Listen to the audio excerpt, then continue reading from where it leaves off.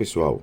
Nós faremos agora análise da seção 4, intitulada Uma Nação em Risco, presente no livro Marcos Históricos na Reforma da Educação, um livro organizado por Nigel Brooke.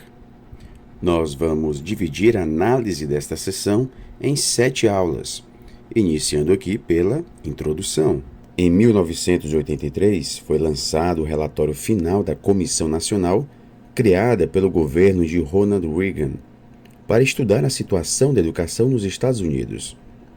Esse relatório final foi chamado de Uma Nação em Risco e causou uma grande repercussão ao fazer uma série de previsões sombrias sobre o próprio futuro dos Estados Unidos, isso devido à baixa qualidade do ensino de suas escolas. Se nós considerarmos aqui as 3 últimas décadas, a maioria das políticas educacionais voltadas para a melhoria dos resultados das escolas nos Estados Unidos tem a sua origem neste relatório. Um dos principais pontos presentes neste relatório diz respeito ao uso da avaliação externa como um instrumento da reforma educacional, tanto no que diz respeito ao monitoramento dos avanços, quanto também no sentido de ser o meio principal para a divulgação e execução das mudanças desejadas. Então, pessoal, o que nós podemos destacar aqui neste documento é justamente o uso da avaliação externa como instrumento de monitoramento. Outro ponto importante neste documento diz respeito à responsabilização. Na sua essência, este documento colocou o desempenho dos alunos no centro das atenções, como objetivo principal do trabalho da escola, e legitimou, como nós afirmamos anteriormente, o uso dessas avaliações externas para medir a eficácia das escolas e também dos professores no que diz respeito ao cumprimento dessa tarefa. E a partir dos dados coletados por essas avaliações externas, nós teríamos, por exemplo, o pagamento ou não de incentivos, transferindo, portanto, o ônus pelos esforços de melhoria em direção à escola, destacando ainda mais esse sentido de responsabilização. Este relatório surgiu também devido à queda contínua das notas dos alunos no teste de aptidão acadêmica, realizado desde a década de 1960. Os dados coletados por este teste já havia disparado aqui os sinais de alerta. No final dos anos 60, o governo federal criou outro teste, a Avaliação Nacional do Progresso Educacional, que seria aplicada a uma amostra aleatória de estudantes aos 9, 13 e 17 anos. Este teste revelou mais perdas do que ganhos no desempenho dos alunos e apenas confirmou aquilo que o teste anterior já vinha sugerindo. A preocupação aumentou ainda mais quando, no final da década de 70, pesquisas comparativas internacionais começaram a mostrar que os Estados Unidos ficaram para trás de muitos dos países que eles pensavam já ter ultrapassado na escola. A situação dos estudantes americanos piorava conforme permaneciam mais tempo na escola. Entre os estudantes de 9 anos, os americanos tiveram os melhores desempenhos em matemática e ciências, em comparação com outras nações. Na idade de 13 anos, os alunos americanos tinham caído abaixo da média internacional nessas disciplinas, e com 17 anos, eles estavam atrás de quase todos os países industrializados do mundo. Então, pessoal, o governo acabou dando um destaque muito grande a este relatório, intitulado Uma Nação em Risco. Ele concordou com o diagnóstico de que a educação estava sendo tomada por uma onda crescente de mediocridade e que precisava exigir mais dos alunos, mais dos professores e também das escolas.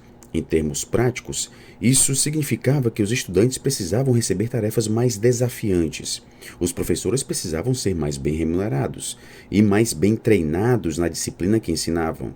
Os estados precisavam estender o dia e o ano letivo.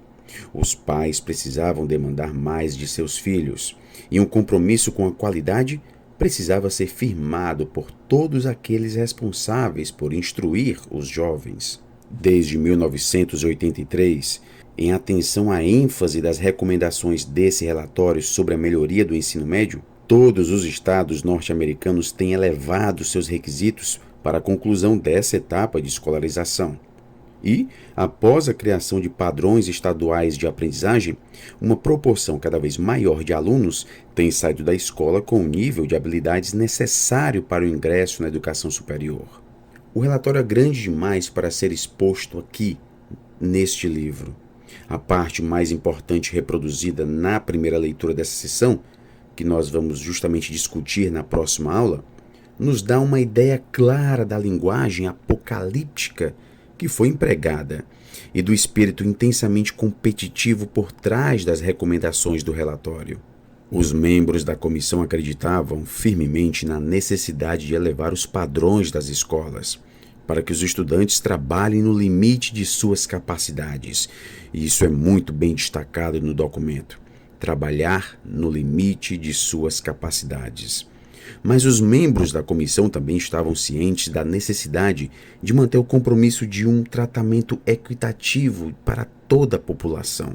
Quando chega às recomendações, o relatório trata primeiro dos conteúdos curriculares e argumenta a favor do aumento dos requisitos para a concessão do diploma de ensino médio em termos do número de anos que os alunos terão que estudar cada conteúdo.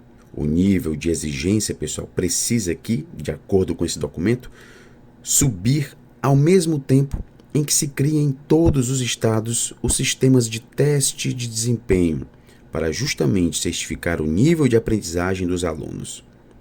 A proposta de uma reforma baseada em padrões é relativamente simples.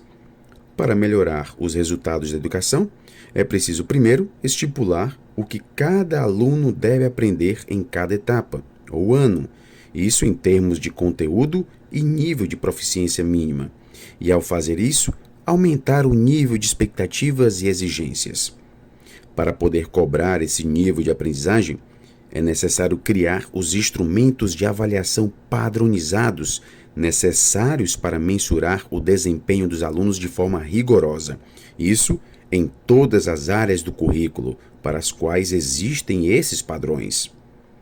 Os sistemas de responsabilização fornecem incentivos e prêmios para que os educadores, alunos e pais trabalhem a favor desses padrões.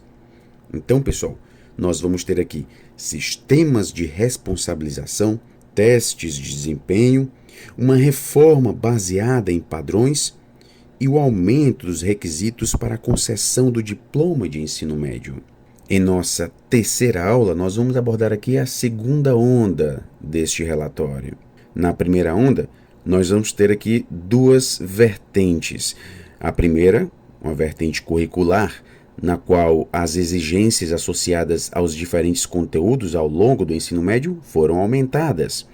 E a segunda vertente está associada à criação de um novo tipo de avaliação, em que se testava se os alunos de fato cumpriam essas exigências estipuladas na forma de competências mínimas.